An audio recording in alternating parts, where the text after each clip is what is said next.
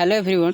तो चलिए शुरू करते हैं ऑपरेशन बिहार पॉलिटेक्निक का कंप्लीट रिवीजन सीरीज़ का 2016 का पॉलिटेक्निक का क्वेश्चन पेपर, जिसमें हम फिजिक्स का डिस्कशन करेंगे। जिसमें पहले वाले वीडियो में हमने 1 से 15 तक का क्वेश्चन का डिस्कशन कर दिया था और अब हम 15 से 30 का क्वेश्चन का डिस्कशन करने जा रहे हैं। तो चलिए शुरू करते हैं। तो देखिए 15 तक तो हो गया था, अब 16 नंबर से शुरू करते हैं। देखिए 16 नंबर क्वेश्चन क्या है कि निम्न में से कौन सा वेग समय ग्राफ एक समान गति को प्रदर्शित करता है। तो देखिए हमें बनाना क्या चीज़ है कि वेग और समय का जो ग्राफ दिया गया है, देखिए वेलोसिटी और टाइम का ही जो ग्राफ है, और इसमें देखना है कि एक समान गति को प्रदर्शित कौन कर रहा है। यानी कि तो देखिए एक समान गति मतलब कि हर समय क्या होना चाहिए, वेलोसिटी क्या होना चाहिए, बराबर होना चाहिए। मतलब कि एक समान गति का मतलब कि जब मान चलिए कोई वस्तु यहाँ पे चलना शुरू किया, मान चलिए शुरू पॉइंट है और ये फाइनल पॉइंट है, तो यहाँ से शुरू किया तो यहाँ से यहाँ जाने में हर समय उसका क्या होना चाहिए, जो स्पीड है वो कैसा होना चाहिए, स्पीड जो है हमेशा बराबर होना चाहिए। तो देखिए इसमें कौन सा स्पीड बराबर है, देख लीजिए। तो देखिए पहला वाला ग्राफ देखिए टाइम दिया गया है और वेलोसिटी का ग्राफ। तो देखिए यहाँ जब मान चलिए यहाँ कुछ नहीं है, इसका मतलब ये पॉइंट है 0। मान चलिए कि एक्स एक्सिस पर क्या है, टी को डिनोट किया गया और वाई एक्सिस पर भी को। देखिए जब एक्स इज इक्वल टू 0 है तो जब समय था, यानी कि समय जब 0 था तो वेलोसिटी कुछ ना कुछ था, वाई वेलोसिटी था। तो मान लें कि 1 सेकेंड है और ये 2 सेकेंड, मतलब इसी तरह टाइम का ग्राफ है। तो देख रहे हैं कि 1 सेकेंड में भी वाई का जो वैल्यू है क्या है, उतना ही है जितना कि पहले था, 1 पर था। 2 पर भी देख रहे हैं कि समय पर क्या हो जा रहा है, मतलब कि चाल वही है, मतलब वेलोसिटी यानी कि चाल वेग वही है। इसका मतलब कि हर समय क्या हो जा रहा है, वेलोसिटी एक समान है, इसका मतलब हमेशा सेम है। तो आपका ग्राफ का आंसर पहला। इसमें देखिए सेकंड वाला में देखिए, इसमें क्या है कि टाइम मान चले कि 1 2 3 ऐसा करके होगा। तो 1 सेकंड में मान चलिए स्पीड इसका वाई में कुछ है, फिर देख रहे हैं कि 2 में क्या हो जा रहा है, वाई कुछ ऐसा हो रहा है, फिर ऐसा 3 में क्या हो जा रहा है, स्पीड अलग अलग हो रहा है। जैसे कि 1 में मान चलिए स्पीड कम है, फिर जैसे जैसे टाइम बढ़ रहा है उसी से क्या हो जा रहा है, स्पीड बढ़ जा रही है। इसका मतलब एक समान नहीं है। वैसे ही कंडीशन सी में क्या है कि मान चलिए कि टाइम जब 0 था तो स्पीड बहुत ही ज़्यादा था, जैसे जैसे टाइम 1 सेकेंड हुआ तो स्पीड कम हो गया, फिर 2 सेकंड में और स्पीड कम हो गया, मतलब वाई का वैल्यू क्या है, घट रहा है। इसका मतलब इसमें लगातार बढ़ रहा है, इसमें घट रहा है, और इसमें क्या है, इसमें भी लगातार एक समान बढ़ रहा है। तो इसके हमारा जो आंसर है वो है 1 नंबर, यानी कि एक समान प्रदर्शित यही कर रहा है। अब देखिए 17 नंबर क्वेश्चन देखिए। 17 नंबर क्या है, कह रहा है 17 नंबर में कि एक समान जो है 500 किग्रा का ये क्रेन है।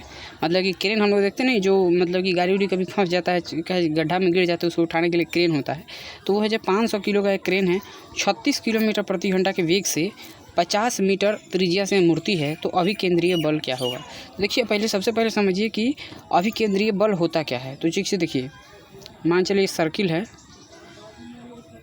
तो देखिए अभी कह रहा है कि अभिकेंद्रीय बल। तो पहले देखिए अभिकेंद्रीय बल यही है, सेंटर, यानी कि जब देखिए इस प्रकार कि 500 किलो का एक क्रेन है और वो इतना किलो के वेग से 50 मीटर त्रिज्या से मुड़ रहा है। मतलब समझिए कैसे, देखिए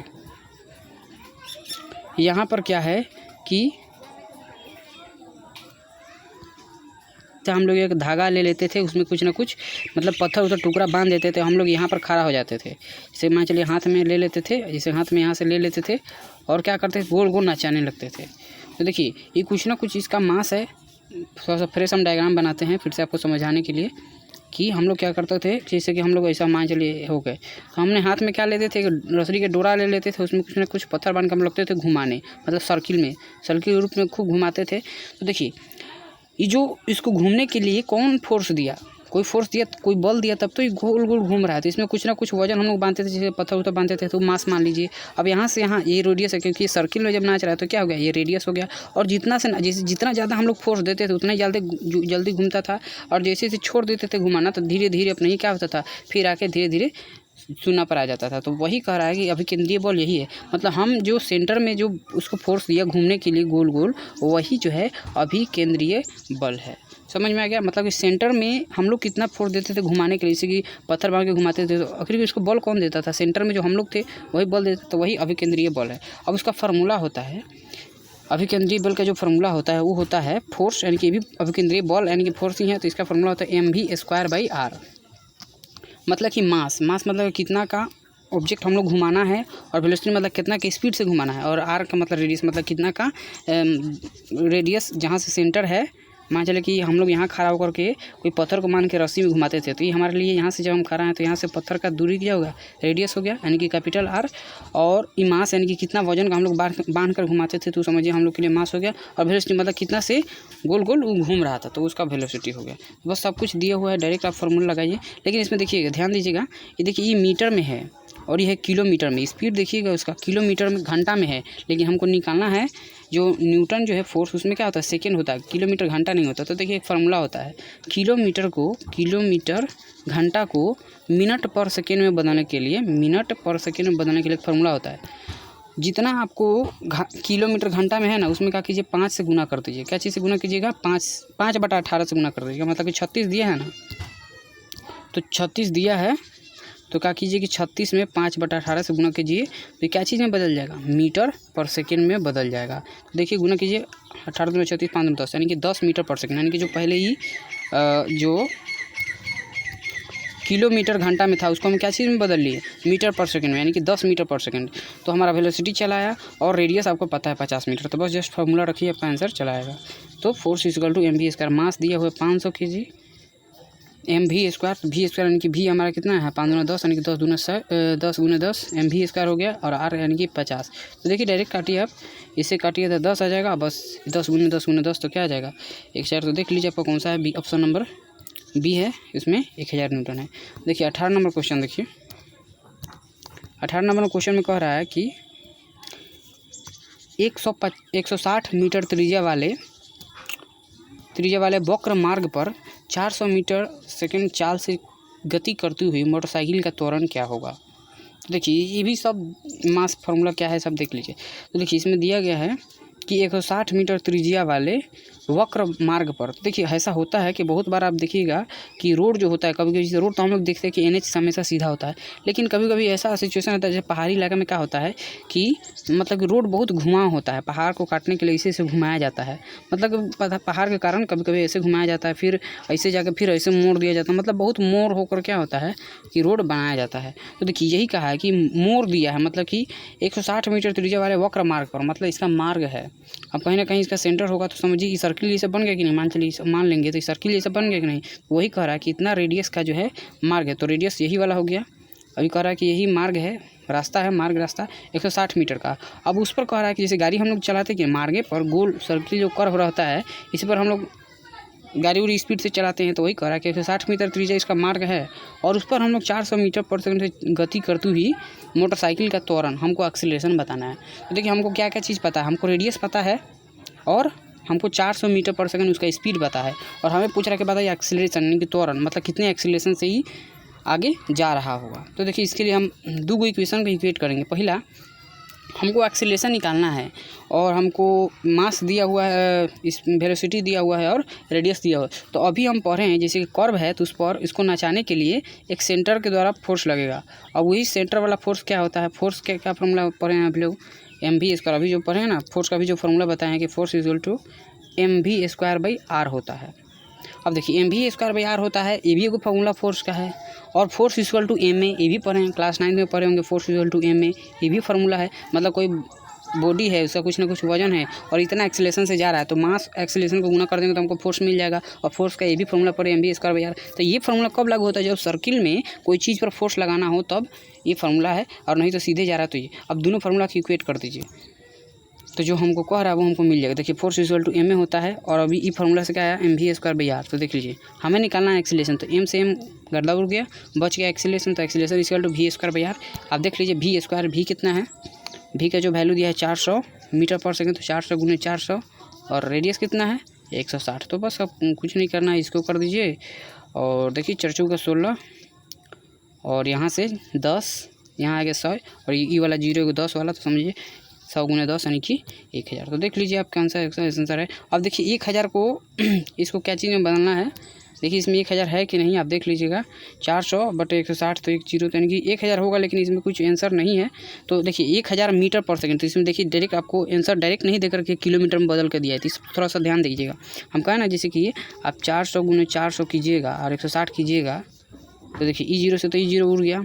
अब 4 का 16, 4, और इसका 100, तो देखिए इसका 100 ये भी 0 के बाकी, यानी कि गुना हो जाएगा, यानी कि 1000। तो 1000 मीटर पर सेकेंड, इसको क्या तरीका कैसे लिखा जा सकता है? हम लिखें 1000 मीटर पर सेकेंड, इसको ऐसे भी तो लिखा जा सकता है 1 किलोमीटर पर सेकेंड, ऐसे भी तो लिखा जा सकता है।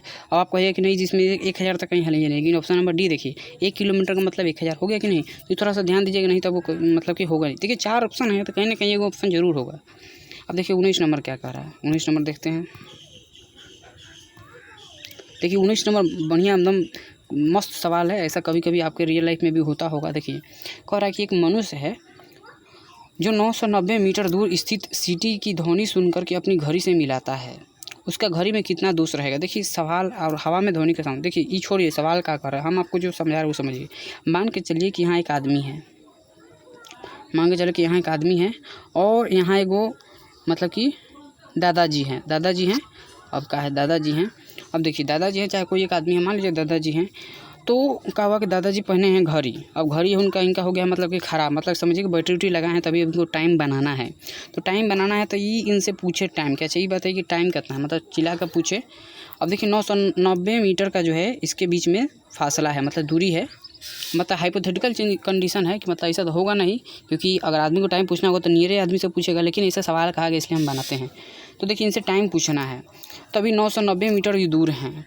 तो मान चलिए ये टाइम से पूछे तो ये बताए, मान चलिए टाइम बताए अभी हमको 5 कहा कि अभी नहीं, मतलब ये मुझसे पूछे, दादाजी पूछे एक लड़का से कि अच्छा बताओ कि टाइम कब बज रहा है, आज दूरी है इन दोनों के बीच में 990 मीटर। तो ध्यान दीजिए अभी कहा कि अभी तो 5 बज रहा है, मतलब दिन चाहे शाम, शाम समझिए 5 शाम बज रहा है।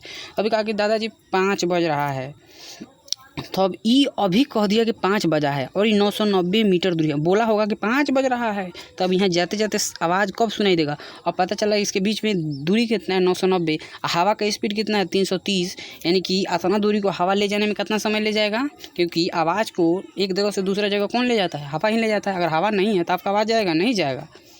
तो ये सब बहुत सारा एक्सपेरिमेंट होता है कि काहे नहीं जाता है, क्योंकि आपका जो आवाज़ है उसको ले जाने के लिए एक माध्यम का ज़रूरत है, जो कि आपकी माध्यम यहाँ पर क्या है? हवा है।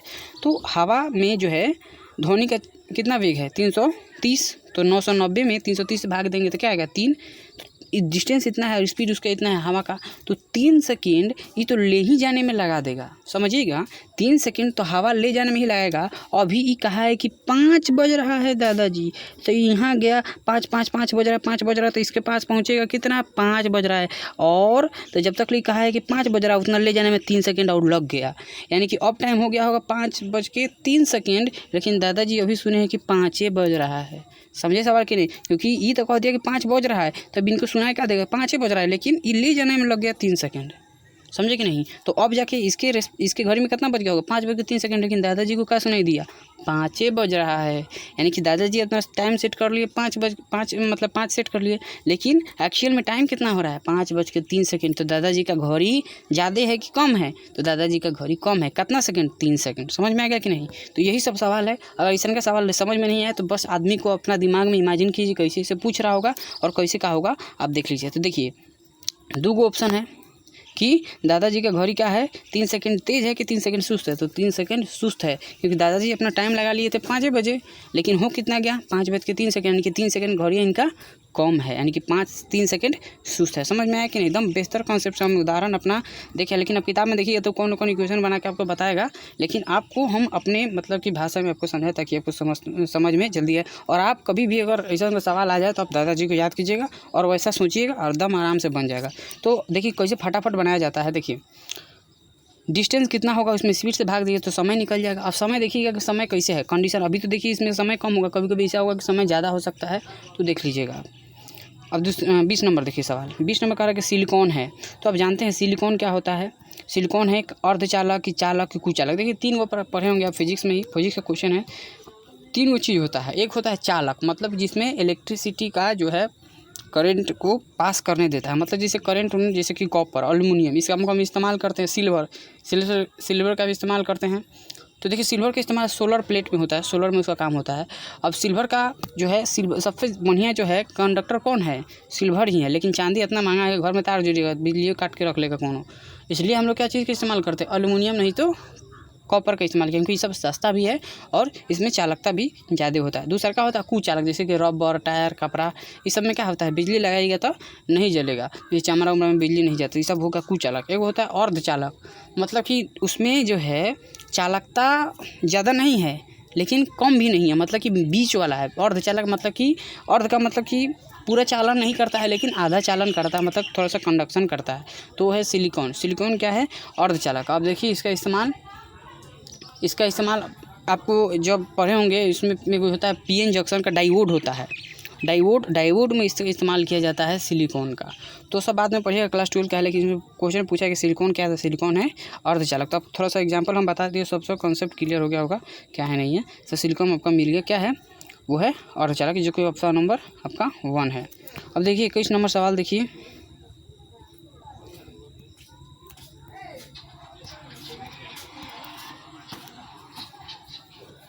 कह रहा है कि यदि किसी सतह पर बल लगने वाला जो बल को दोगुना कर दिया जाए तथा सतह के क्षेत्रफल को आधा कर दिया जाए तो दाब प्रारंभिक के दाब के कितना गुना है। देखिए सेम क्वेश्चन 2015 में फिजिक्स के क्वेश्चन में पूछा गया था, यानी कि पॉलिटेक्निक में भी आपका जो है सवाल रिपीट होता है, इसलिए हम आपको पहले क्वेश्चन प्रीवियस ईयर क्वेश्चन करवा दे रहे हैं, फिर आपको हम सेट बताएंगे। इसके बाद कॉन्सेप्ट तो हम पूरा दे ही रहे हैं आपको, आप देख ही रहे होंगे।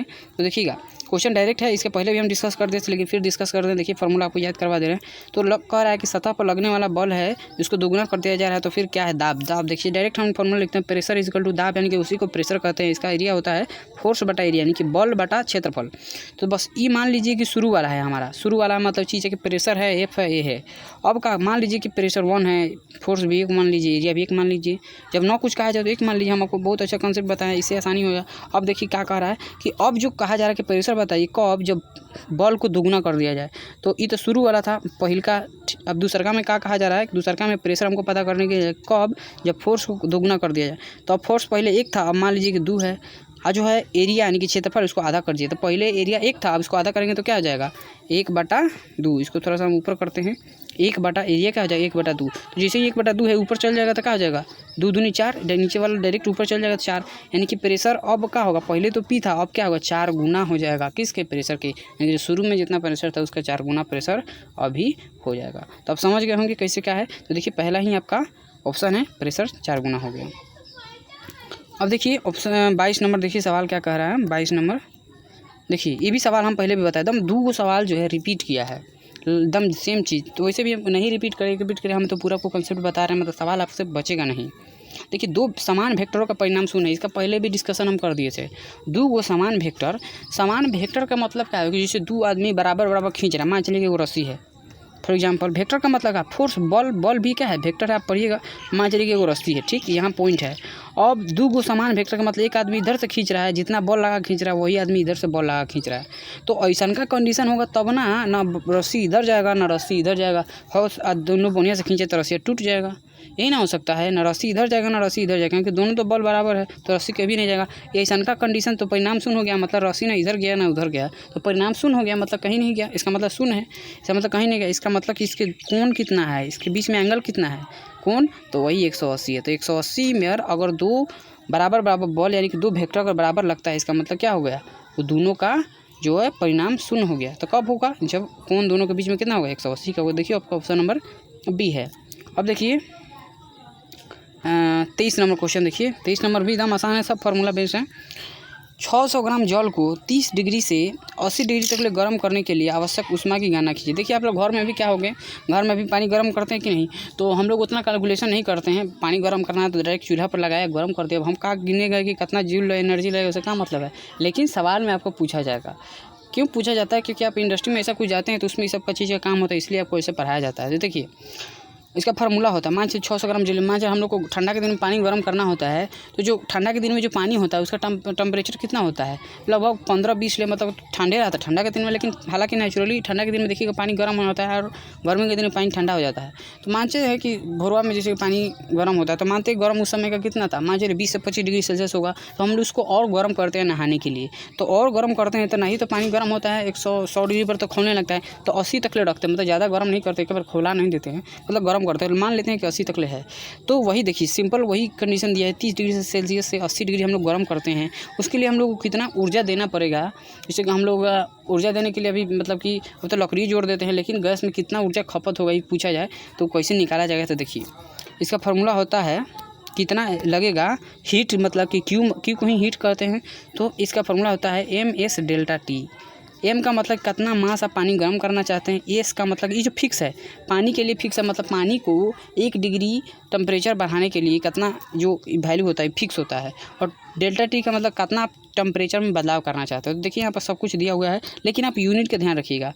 जब आप कैलोरी लिखिएगा तो हमेशा क्या होता है कैलोरी पर ग्राम दे दिया है, इसका मतलब क्या है आपको ग्राम में ही रखना है। तो देखिए ग्राम को रखिए, Q=M कितना है, मास कितना है 600, और एस का मान स्पेसिफिक हीट का मान यही है, विशिष्ट ऊष्मा एस को जो कहते हैं ना विशिष्ट ऊष्मा, तो 1 कैलोरी, तो बस 1 को 1 ही रखिए। और डेल्टा टी है मतलब तापमान में अपना कितना बदलाव किया, तो देखिए 30 से आप 80 ले गए तो कितना का बदलाव किए 50 का, तो लिख दीजिए। और बस आप देख लीजिए 6×5=30 जो भी आपका ऑप्शन है, तो देखिएगा 6×5=30, इधर से आप 30 किए और इसका 2 जीरो, इसका 1 जीरो, 3 जीरो, तो 30,000 क्या हो जाएगा कैलोरी हो जाएगा। तो देख लीजिए आपका ऑप्शन नंबर बी है। मतलब कि बेसिक सा वही सवाल पूछा जाएगा जो आपके काम का चीज़ है, मतलब रियल लाइफ में आप लोग इस चीज़ का प्रयोग करते हैं। अब देखिए 24 नंबर क्या कह रहा है सरल लोलक में जब विस्थापन आयाम के बराबर हो तो गतिज ऊर्जा होती है। तो देखिए सरल लोलक है का पहले देखिए, सरल लोलक का मतलब होता है सिंपल पेंडुलम। आप देखते होंगे पेंडुलम जैसे घड़ी आपका होगा, और जो 12 और 1 जैसे राइट टाइम जब बजता है तो क्या होता है टन टन मारता है, वही वाला देखिएगा। तो देखिए इसमें होता क्या है कि मान चलिए इसको जीरो मान लीजिए, मतलब शुरू में तो यहाँ से यहाँ आता है, यहाँ से यहाँ आता है, फिर यहाँ से यहाँ आकर के फिर यहाँ से यहाँ जाएगा, फिर यहाँ से यहाँ आता है। तो ये जो यहाँ से यहाँ फिर यहाँ से यहाँ आता है फिर जीरो पर आ जाता है, उसको कहते हैं टाइम पीरियड। मतलब इतना जितना समय लगता है उसको कहते हैं टाइम पीरियड। देखिए हमारा टाइम पीरियड से मतलब नहीं है, यहाँ पर मतलब है हमको कह रहा है कि विस्थापन मतलब डिस्प्लेसमेंट, मतलब जीरो से मैक्सिमम आयाम के बराबर। तो देखिए एम्पलीट्यूड आपको बताएं, जैसे आपको डायग्राम हम बनाते हैं ताकि समझ में आए।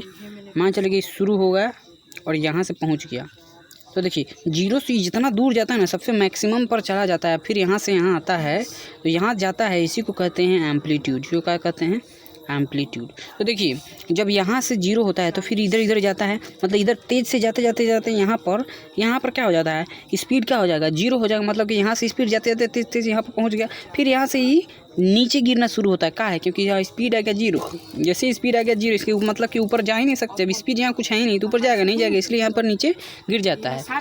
तो वही सवाल है इसमें कि जब विस्थापन आयाम के बराबर हो, यानी कि विस्थापन का मतलब डिस्प्लेसमेंट जीरो से यहाँ पर एम्पलीट्यूड के बराबर हो जाता है, तो गतिज ऊर्जा क्या होती है। तो यहाँ पर वेलोसिटी क्या होगा, जब मैक्सिमम पहुँच गया, जब ए पर पहुँच गया तो वेलोसिटी यहाँ पर हो गया जीरो। हम जानते हैं वेलोसिटी जब हो गया जीरो तो गतिज ऊर्जा का क्या फार्मूला पढ़े हैं, mv² पढ़े हैं। गतिज ऊर्जा का फार्मूला क्या जानते हैं, हाफ mv², बस हाफ हो गया। एम मास मतलब लोलक का जितना मास है मास, और वेलोसिटी, तो वेलोसिटी तो देखें कि जब भी मैक्सिमम पर एम्पलीट्यूड पर चला गया तो इसका वेलोसिटी क्या हो गया जीरो। अब देखिए जैसे ही वेलोसिटी जीरो हो गया यानी कि पूरा टोटल टर्म क्या हो जाएगा जीरो हो जाएगा। तो देख लीजिए आपका ऑप्शन कौन सा है, शून्य है। यही अगर ये पूछा जाता कि अगर पेंडुलम है, ई मैक्सिमम को एम्पलीट्यूड कहते हैं, ये आपको बता दिए, और इधर भी एम्पलीट्यूड है इधर भी है।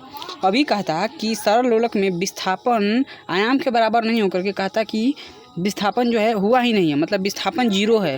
तो विस्थापन जीरो इसका मतलब कि लोलक अभी यही जन है, तो यहाँ पर जो वेलोसिटी होता है जीरो नहीं होता, बहुत ही ज़्यादा होता है। इसी के कारण तो वेलोसिटी ज़्यादा होने के कारण कुछ दूर जाता है, यहाँ तक ले जाता है, तो यहाँ पर वेलोसिटी मैक्सिमम होने के कारण क्या हो जाएगा जीरो नहीं होगा, मतलब वहाँ पर वेलोसिटी जब ज़्यादा है तो यानी कि वैल्यू क्या उच्चतम हो जाएगा। इसलिए ऑप्शन ए भी दिया है और बी भी दिया। तो अब कॉन्सेप्ट जब समझ में आएगा तो आप कहिएगा कि शून्य होगा यहाँ पर, क्योंकि यहाँ पर अब मान लीजिए कुछ आदमी को वेलोसिटी रहता है 5 मीटर पर सेकंड, तब तो वो आगे जाएगा। जब वेलोसिटी ही नहीं इसका मतलब कि नीचे इसलिए चला जाता है। तो यहाँ पर क्या है मैक्सिमम वेलोसिटी, यहाँ पर मैक्सिमम, यहाँ पर क्या होता है मिनिमम वेलोसिटी, यानी कि वेलोसिटी होता ही नहीं जीरो हो जाता है। इसलिए टोटल काइनेटिक एनर्जी या फिर गतिज ऊर्जा क्या हो जाएगा जीरो हो जाएगा। तो यह बात समझ गए।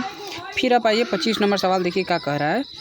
25 नंबर देखिए, 25 नंबर भी एकदम आसान सवाल है लेकिन समझ में आएगा। तब इसमें ट्रिगोनोमेट्री का इस्तेमाल होगा, जो आपको क्लास 10 में जो पढ़े होंगे उसी का इस्तेमाल है, लेकिन सवाल समझ में आना चाहिए, तब आप उस चीज़ को इस्तेमाल करके सवाल बना सकते हैं।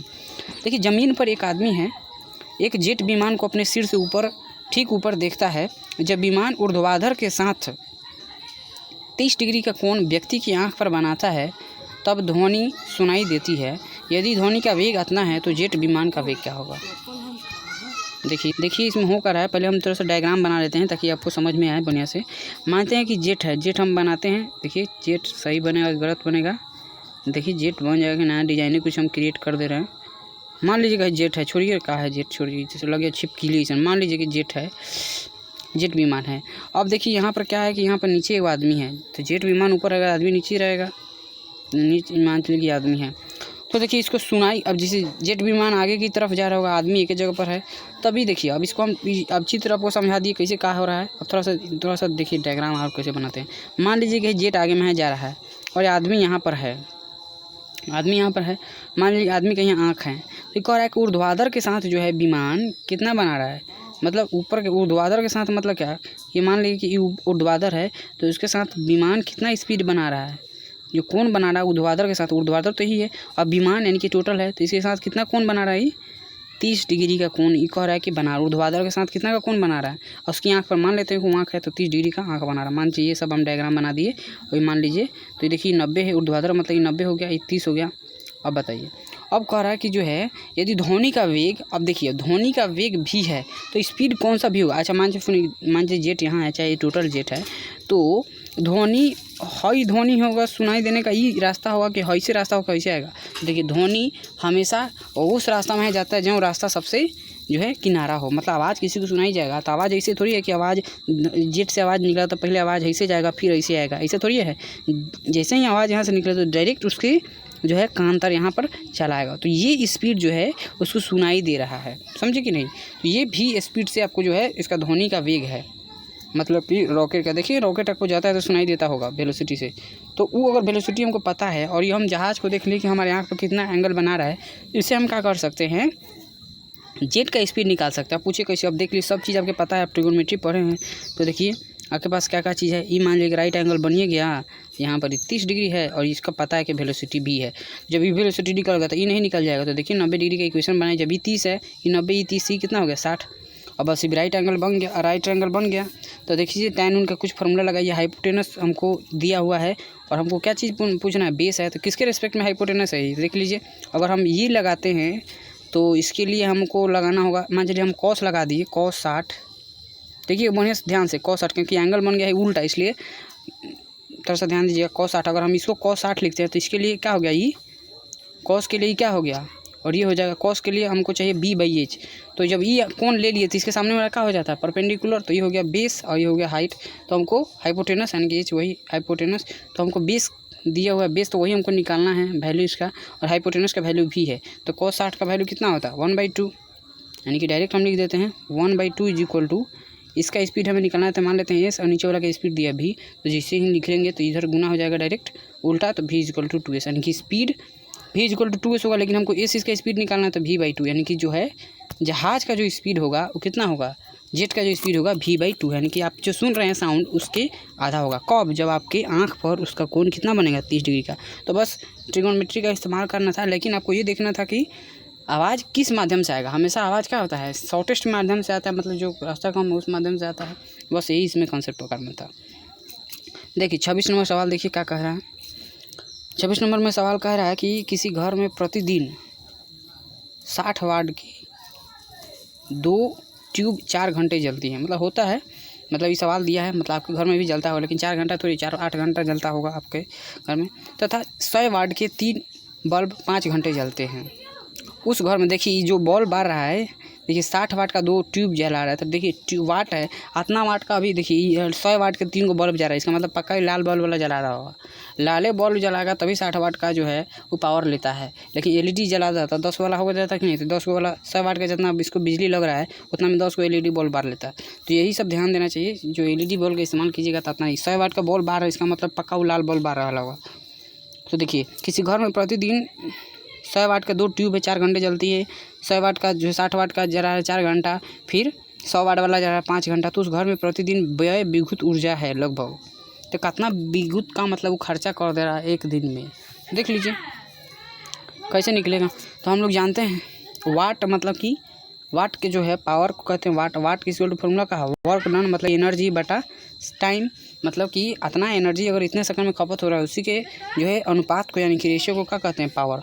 तो देखिए 60 वाट है और हमको एनर्जी निकालना है। तो जब हमको एनर्जी निकालना है तो पावर में क्या चीज़ से गुना कर देंगे, टाइम से। तो क्या मिल जाएगा हमको, एनर्जी यानी कि कितना जूल खर्च हो रहा है, तो बस पावर गुने समय कर दीजिए। देखिए 60 वाट 4 घंटा, हमको देखिए घंटे में उत्तर, देखिए उत्तर ऑप्शन किस रूप में मांग रहा है हमको, किलो वाट घंटा। जब घंटा मांग रहा है तो बस घंटे से गुना कर देंगे। अगर सेकंड में मांगता है तो हम सेकंड से गुना करते। देखिए यहाँ पे 6 चौके 24 यानी कि 24 240 वाट घंटा आ गया कि नहीं। किलो वाट पूछ रहा है। देखिए ऑप्शन आपका देखिएगा किलो वाट में, लेकिन अभी सब हमारा ऑप्शन जो आ रहा है वाट में आ रहा है, यानी कि जो मतलब अभी हम गुना किए हैं तो 240 वाट जो है वाट घंटा, यही हमारा आया। अब देखिए तथा 100 वाट के जो है 5 बल्ब, तो 100 पचे 500, तो इसका भी 500, तो दोनों कितना जो है एनर्जी निकला, यानी कि इसका 240 प्लस इसका 100 बचे 500। देख लीजिए 4 0 5 2 7 यानी कि 740। अब आप देखिएगा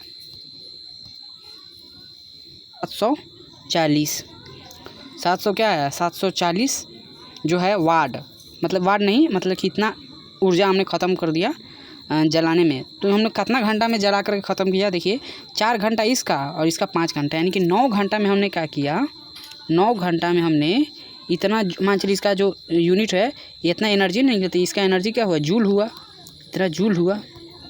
अब देखिए अब हमको पूछा जा रहा है कि उस घर में प्रतिदिन व्यय विद्युत ऊर्जा है, तो लगभग घर में प्रतिदिन जो है प्रतिदिन कितना है। और देखिए ऑप्शन जो दिया है ये पूछा प्रतिदिन, तो प्रतिदिन के लिए हम क्या करेंगे, तो टोटल घंटा दिया हुआ है 4 घंटा इसका और इसका 5 घंटा, 9 घंटा, यानी कि 9 घंटा में क्या कर रहा है 740 एनर्जी का, उसमें क्या कीजिएगा टोटल घंटा से भाग दीजिएगा तो ये निकल जाएगा प्रति घंटा, क्योंकि जो है 9 घंटा में इतना जला, तो 1 घंटा में आप जो है उससे भाग दे करके आपका जो है आंसर आपका इसमें से कोई निकल जाएगा। मतलब आपको जो कॉन्सेप्ट हम बता दिए वो समझ में आ रहा है।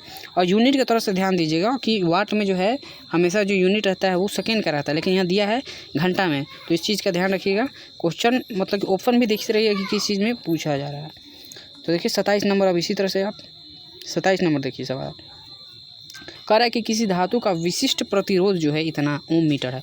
तो देखिए एगो जो है प्रतिरोध का जो यूनिट होता है उसका होता है खाली ओम, एगो होता है विशिष्ट प्रतिरोध, उसको कहते हैं ओम मीटर, या पढ़े होंगे क्लास 10 में। तो देखिए ओम डायरेक्ट दोनों का फार्मूला का है कि एगो पढ़ते होंगे रेसिस्टेंस इज इक्वल टू रो, पढ़ते होंगे रो, डायरेक्टली पढ़ते होंगे रो L/A, यही फार्मूला होता है। इसमें ये जो रो है यही है ओम मीटर। देखिए सब कुछ दिया हुआ है, आप डायरेक्ट लगा, लेकिन इस पर भी यूनिट का ध्यान दीजिएगा। देखिए डायरेक्ट फार्मूला आपको तो बता ही दिया। अब देखिए इसमें दिया प्रतिरोध यानी कि रो का वैल्यू दिया है, इस धातु के 1 मीटर लंबे यानी कि लेंथ दे दिया है और 1 मीटर व्यास, बस यही दिमाग है। ये मिमी में है, मिलीमीटर व्यास है यानी कि रेडियस है, फिर आपको एरिया निकालना होगा यानी पाई आर स्क्वायर से।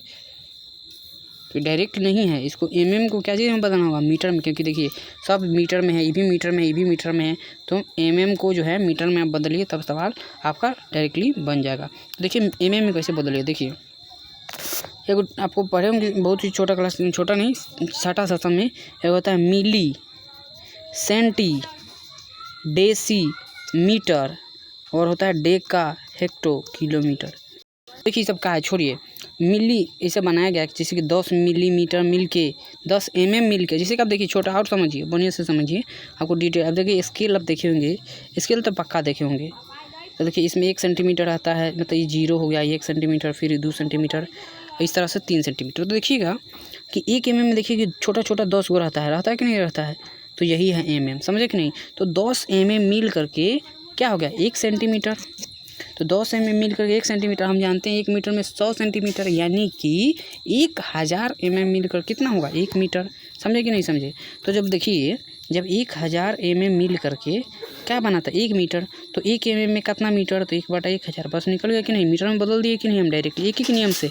देखिएगा बहुत सारा सवाल हम एक ही नियम से गाड़ दौड़ा देते, क्योंकि यही बेसिक है। जब काम तलवार से हो जाए तो क्या जरूरत है तोप चलाने का, तो एक ही नियम ही एकदम मस्त नियम है। बहुत सारा आप देखिएगा सवाल इसी से बन जाएगा। तो 1000 जब कुछ न समझ में या न याद हो तो बस एक ही नियम लगाना शुरू कीजिए, 1000 मिली बराबर 1 मीटर, तो 1 मीटर में 1 में 1/1000 मीटर, तो 1 हमको निकालना 1 यानी कि जो हमको व्यास यानी कि डायमीटर जो तार है उसका डायमीटर निकलेगा कितना 1/1000 मीटर। अब ये निकल गया डायमीटर, लेकिन हमको डायमीटर निकालना नहीं, हमको तो निकालना है रेडियस। तो डायमीटर बटा 2, जब एने 2 कर दिया तो एनू 2, समझे कि नहीं। तो ये मिलेगा हमारा रेडियस, मिलेगा कितना रेडियस। अब देख लीजिए, फिर से लिखते हैं डायरेक्टली। अब फार्मूला में जाते हैं, हमको निकालना है प्रतिरोध यानी कि resistance equal to row L/A। तो देखिए अब बेसिक सा जो काम तो हो गया हमारा, हो ही गया है। प्रतिरोध का वैल्यू आप रखिएगा, दिया ही हुआ है। एल का वैल्यू आपको दिया ही हुआ है, और एरिया यानी कि πr²। तो आर अभी हम निकाल के दिए, उसका स्क्वायर कर दीजिएगा। बस बेसिक सवाल, आप गुना भाग कीजिएगा, आपका आंसर चला आएगा। फिर देखिए 28 नंबर सवाल देखिए, पुनर्परावर्तन उस समय होता है जब प्रकाश एक माध्यम से दूसरे माध्यम में जाता है। देखिए बहुत ये भी क्लास 10th का है। तो देखिए पुनर्परावर्तन होता क्या, जैसे देखिए हम लोग पढ़ते हैं कांच का स्लैब वाला, खूब एक्सपेरिमेंट किए होंगे आप लोग। अपवर्तनांक किसके कहते हैं, उससे बहुत सारा सवाल था। उसमें क्या होता था कि जैसे कि हवा है, वायु है, तो इसमें से वायु जाता है। तो ये वायु क्या है, विरल माध्यम, मतलब कि ज़्यादा घनत्व तो नहीं है, अभी कम घनत्व है। अब कम घनत्व वाला मान चलिए ग्लास में गया, ज़्यादा घनत्व है, तो इसमें लाइट मुड़ जाता है किसकी ओर, अभिलंब की ओर। मतलब ये लंब है, अभिलंब, इसकी ओर मुड़ जाता है। तो इसको कहते हैं अपवर्तना, मतलब कि अपवर्तन, मतलब प्रकाश का ही अपवर्तन हुआ। बहुत बार क्या होता है ऐसा कि यही वाला होता है, अपवर्तन होता है, लेकिन उसमें क्या होता है कि अब देखिए उसमें होता ये है कि एक होता है कंडीशन की पुनर्परावर्तन। पुनर्परावर्तन क्या होता है कि उसमें देखिए माध्यम बदल जाता है।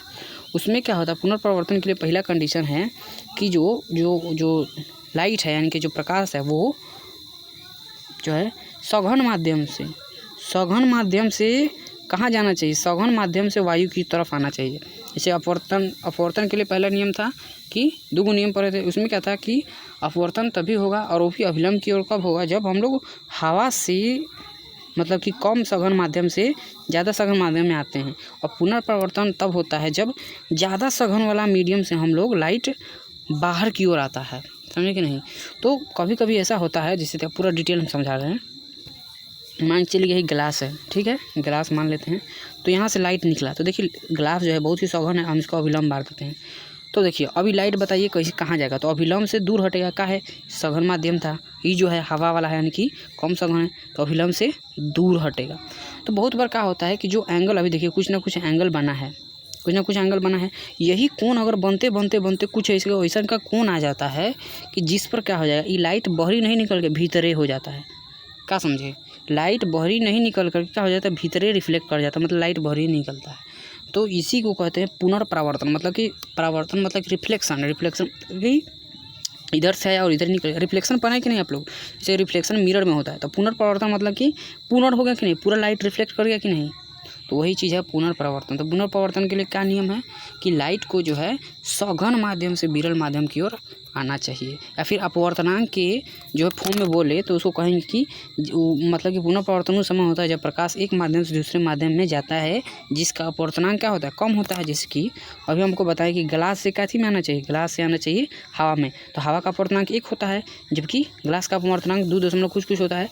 यानी कि जो लाइट कहाँ से कहाँ आना चाहिए, ज़्यादा अपवर्तनांक वाले से कम अपवर्तनांक वाले माध्यम में आना चाहिए। तो देखिए उसका समय कौन है, पुनर्परावर्तन के उस समय तो जब प्रकाश एक माध्यम से दूसरे माध्यम में जाता है जिसका अपवर्तनांक कम होता है, जिसका ऑप्शन नंबर ए। तो आप समझ गए होंगे क्या है अपवर्तनांक। अब इसका देखिए बहुत सारा एग्जाम्पल आप देखते होंगे कि कहता है, जैसे क्वेश्चन होता होगा कि डायमंड काहे चमकता है। तो देखिए डायमंड का कारण वही है, डायमंड काहे चमकता है। जैसे मान चलिए डायमंड हम बना दिए गोल्ड डायमंड, अब 3D हम कैसे इमेज बनाएंगे, तो उसमें पुनर्परावर्तन होता है, मतलब कि भीतर तक सघने रहता है और भीतरे निकल जाता है। तो भीतरे जब निकलता है खूब, इसी में इधर होता है, तो इसका वाला लाइट सब बाहर आने लगता है, उसी कारण चमकने लगता है। ये सब रीज़न है, छोटा चीज़ है, समझिएगा।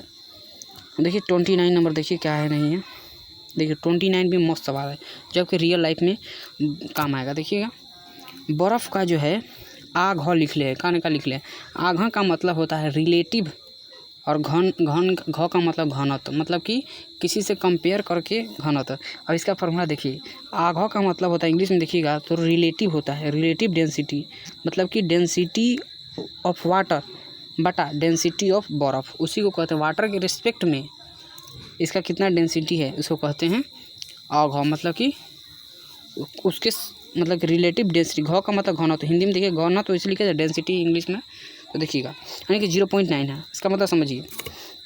तो देखिए वाटर का जो घनत्व होता है, मतलब पानी का जो घनत्व होता है वो 1 होता है, और जो इसका घनत्व होता है 0.9 होता है। तो देखिएगा एक कंडीशन होता है जिससे कोनो चीज़ किसी के ऊपर कब तैरता है, कोई चीज़ किसी के ऊपर तब तैरता है जब जैसे मान चलिए पानी में बर्फ़ देखें कि नहीं, पानी में बर्फ़ होगा, देखिए पानी में बर्फ़ क्या होता है, तैरता है। देखिएगा आपको हम दिखा दे रहे हैं, इमेज देख लीजिए। देखिए इसका इमेज हम छोट करके दिखा रहे हैं। देखिए पानी में जो है बर्फ़ क्या होता है, तैरता है। तो आप इमेज देख लीजिए, अब थोड़ा सा इमेज देख लीजिए। तो आप आइए इधर, अब देख लीजिए। हाँ देखिए आ गया क्वेश्चन आपका, ये है कि हाँ देखिए पानी में जो आप देख लीजिए कैसे पानी में बर्फ़ होता है कि नहीं, तैरता है। तो ये आप देख लीजिए। अब देखिए उसका कहा गया कि घनत्व जो है 0.9 है। बात सही है। अगर पानी का घनत्व 1 है और बर्फ़ का घनत्व 0.9 है, तभी तो ऊपर मतलब कि तैर रहा है। अगर इसके घनत्व इसके बराबर हो जाता तो क्या होता, पूरा पार्ट उसका डूब जाता। देखिए 2-3 कंडीशन आपको हम बता रहे हैं। एक होता है कि जब जैसे कि जल है, जल पर देखिएगा लकड़ी तैरता है, काहे क्योंकि लकड़ी का डेंसिटी क्या होता है, कम होता है। 3 कंडीशन, जब कोई ऑब्जेक्ट मतलब कुछ चीज़ में कब तैरेगा कब, जब जिस चीज़ में तैर रहा है उसका डेंसिटी, जो चीज़ तैर रहा है और जिसमें तैर रहा है, जैसे कि पानी में हम थी कोई चीज़ को तैरा रहे हैं, यानी कि वो तैर रहा है, इसका मतलब कि जो ऑब्जेक्ट तैर रहा है उसका डेंसिटी जिसमें वो तैर रहा है उससे कम होगा। पानी से उसका डेंसिटी क्या होना चाहिए, कम होना चाहिए। दूसरा कंडीशन, अगर दोनों का डेंसिटी मान चलिए पानी का डेंसिटी 1 है और कोई ऐसा चीज़ है जो उसका भी डेंसिटी 1 है, तो क्या करेगा, पूरा बॉडी ऊपरे डूब जाएगा। मतलब कि समझिए कि पानी के लेयर के भीतर चला जाएगा, लेकिन डूबेगा नहीं। ये समझिएगा, डूबेगा नहीं, लेकिन क्या होगा जो है, लेकिन इसके पूरा उसका जो पार्ट है वो भीतर चला जाएगा। और तीसरा कंडीशन कि वो ऐसा चीज़ जिसका डेंसिटी पानी से ज़्यादा है तो पक्का डूब जाएगा। समझे कि नहीं। तो डिज़ाइन जो है नाव को वैसे ही बनाया जाता है। नाव का कॉन्सेप्ट अलग है, उसका जो है उसका अलग प्रिंसिपल है, उसका आर्किमिडीज प्रिंसिपल, लेकिन ये बेसिक कंडीशन ही है। तो इसमें यही पूछा गया है कि जो है बर्फ़ का ई है 0.9 है, तो जल में तैरते समय एक बर्फ़ की शिला का जो भाग जल में डूबा रहेगा। तो देखिए कितना बढ़िया कॉन्सेप्ट है, कितना भाग डूबा रहेगा, ये ना सवाल है। तो हम अभी आपको बताए हैं कि अगर जल का डेंसिटी 1 है और किसी एक ऐसा ऑब्जेक्ट जिसका डेंसिटी भी 1 है, तो क्या होगा, पूरा पार्ट उसका क्या हो जाएगा, भीतर डूब जाएगा, लेकिन एक भी भाग उसका बाहर नहीं रहेगा और दोनों का डेंसिटी बराबर होगा। तो मान लीजिए कोई ऐसा चीज़ है जिसका डेंसिटी 0.1 है और वाटर का डेंसिटी 1 है। देखिए इसके रेस्पेक्ट में, पानी के रेस्पेक्ट में वो जो ऑब्जेक्ट उस पर तैर रहा है उसका डेंसिटी बहुत कम है कि नहीं। इसका मतलब कि 1 से 1/10 से अगर हम 10 गुना करेंगे, यानी कि इससे क्या होगा, पानी से ही 10 गुना छोट है। 10 गुना मतलब कि 1/10 है, पानी का 1/10 है ऑब्जेक्ट पर। इसका मतलब कि वो जो ऑब्जेक्ट होगा वो पूरी ऊपर तैर रहा होगा।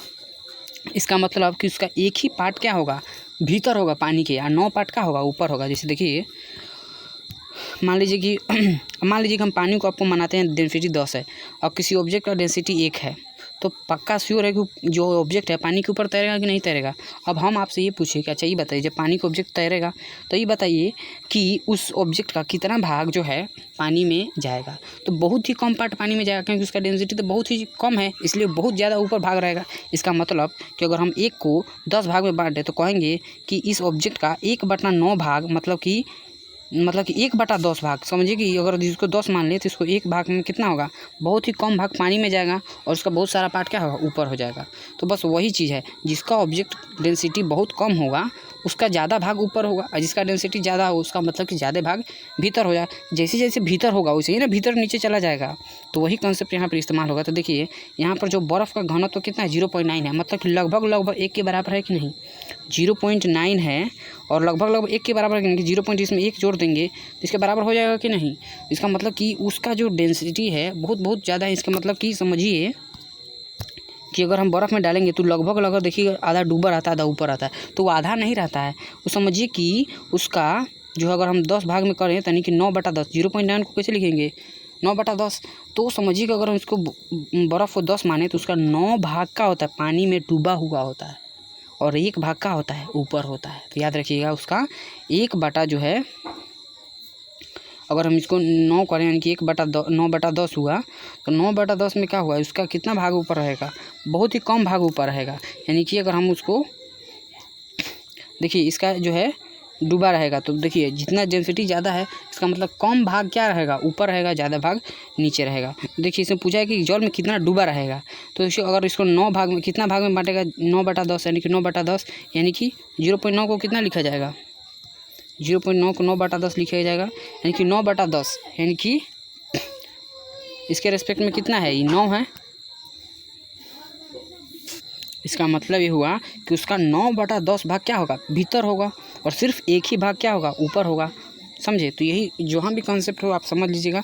देखिए पहला ऑप्शन देखिए, इसमें कह रहा है कि 1/9, इसका मतलब ये कह रहा है कि 1/9 भाग भीतर रहेगा। ये तो पक्का गलती है, क्योंकि इतना ना उसका डेंसिटी है 0.9 डेंसिटी है वाटर का है 1, इसका मतलब इसके बहुत बहुत करीब है। इसका मतलब बहुत सारा पार्ट उसका क्या होगा, भीतर होगा।